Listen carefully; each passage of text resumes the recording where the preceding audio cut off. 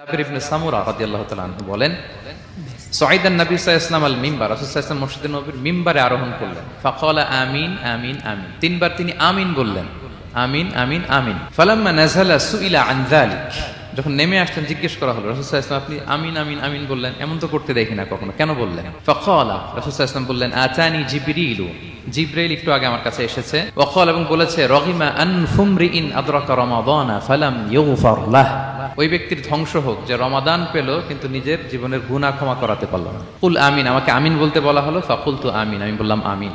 সম্মানিত সুধী, রাসূল সাল্লাল্লাহু আলাইহি ওয়াসাল্লামের পক্ষ থেকে বদদোয়া, হুঁশিয়ারি এবং তাদের ধ্বংসের জন্য রাসূল সাল্লাল্লাহু আলাইহি ওয়াসাল্লাম আমিন বলেছেন। কে আমিন বলেছেন বলেন তো সবাই? স্বয়ং রাসূলুল্লাহ সাল্লাল্লাহু আলাইহি ওয়াসাল্লাম বলেছেন আমিন। এবার কি একটু ভয় লাগতেছে? এতক্ষণ তো খুব হোপফুল ছিলাম আমরা, এখন কেমন মনে হচ্ছে আপনাদের বলেন? রমাদান পেলাম কিন্তু মুক্তি নিশ্চিত করতে পারলাম না, ক্ষমাপ্রাপ্ত বান্দাদের যে লিস্ট ওখানে নিজের নাম তুলতে পারলাম না, তাদের জন্য ধ্বংস। এবং এই বদদোয়া করে স্বয়ং রাসূলুল্লাহ সাল্লাল্লাহু আলাইহি ওয়াসাল্লাম বলেছেন আমিন।